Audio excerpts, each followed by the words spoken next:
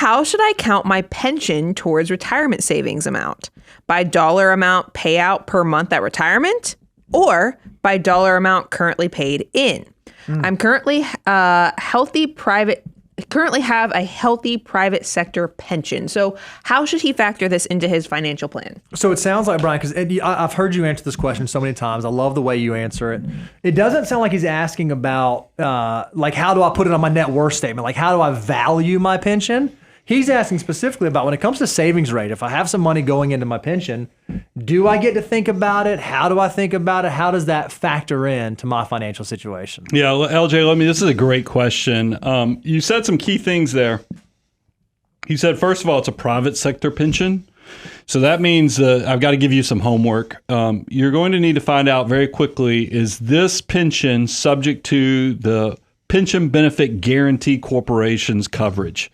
And that why that's important is that you have to be careful with private sector pensions is that there's been a trend. Unfortunately, it hasn't happened any time in the last few years, but during the Great Recession, a lot of big Fortune 500 companies just completely shed their old pensions because they realized that they were underwater. They got in a lot of trouble to the detriment of a lot of their employees and future retirees, because that's why you got to know, is your pension going to be higher than the Pension Benefit Guaranty Corporation's protection? Because then you have to be careful, should you count that? Because until you actually get to the point of actually getting to use it, because there is a chance that private companies can shed these pension obligations. I mean, there's a reason that Warren Buffett, it's not just the government pensions that are underfunded. There's a lot of private pensions that are also underfunded. So homework is go see if you're covered under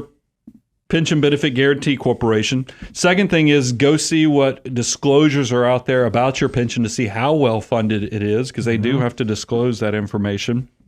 And then I think you're on the right track, LJ, and I'll let Bo kind of close it out with this, is that with a private, you might have the option that you could roll it over. And that's one of the things. I'd go on, log into the pension website, see if they're going to have, if you separated service, is it going to allow a option that you either keep it as a pension, or is there an option that you can actually roll over a lump sum?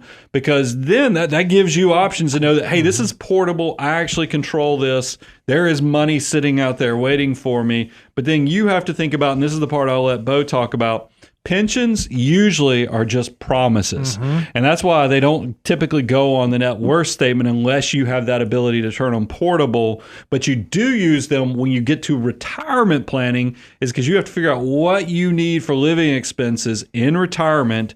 And then you got to back into the math to figure out how much is coming from your assets, how much is coming from promised cash flows. You have to work through that. Yeah, I think it's really interesting. A lot of, especially young people, I see this, and when I say young, I don't mean like age young, I mean like early on in their careers. They'll have this false sense of confidence because they have a pension. Oh, well, I work for this entity, I work for this institution, and I know that when I get to retirement, they're going to cover 60% of, whatever I was making. And while that sounds amazing in theory, I would be nervous putting all my eggs in that basket because a lot of stuff can change. We already said it's a private pension, not a public pension. So the odds of it being there are lower than if it was like a pension backed by the full faith and full faith and credit of the U.S. government. So you have to weigh that in. So what I tell people is, plan for the pension being there.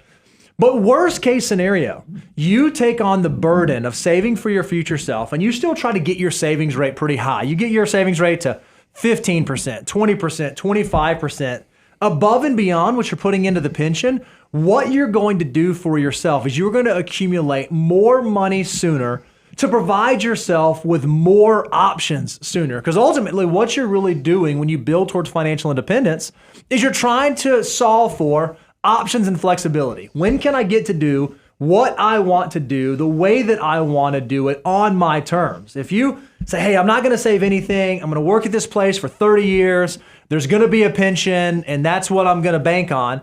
And then all of a sudden you get 15, 18, 20 years in, and maybe something changes in that industry with that company, and there's a reduction in force, and you're laid off, or you have to leave.